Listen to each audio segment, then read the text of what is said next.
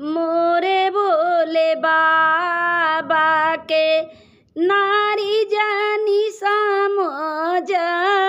मोरे भोले बाबा के नारी जानी समझ। मोरे भोले बाबा के मोरे भोले बाबा के हाथवा में डामरू। मोरे भोले बाबा के हाथवा में डामरू। मोरे भोले बाबा के डमरू के देखी के मादारी जानी समझ। डमरू के देखी के मादारी जानी समझ। मोरे भोले बाबा के हाथवा में डमरू। मोरे भोले बाबा के हाथवा त्रिशूलवा।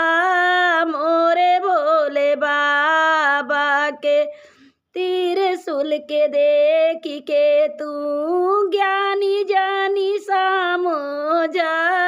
त्रिशूल के देखी के तू ज्ञानी जानी समझ। मोरे भोले बाबा के नारी जानी समझ। मोरे भोले बाबा के नारी जानी समझ।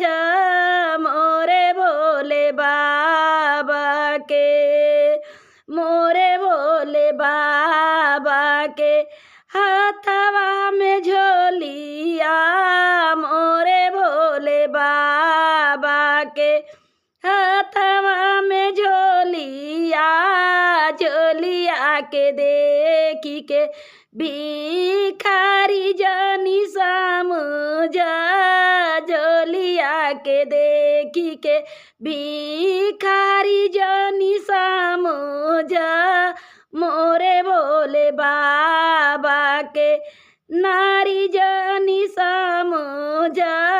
मोरे भोले बाबा के मोरे भोले बाबा के टूटही झोपड़िया। मोरे भोले बाबा के टूटही झोपड़िया। झोपड़ी के देखी के सन्यासी जानी समझ। झोपड़ी के देखी के सन्यासी जानी समझ। मोरे भोले बाबा के नारी जानी समझ। मोरे भोले बाबा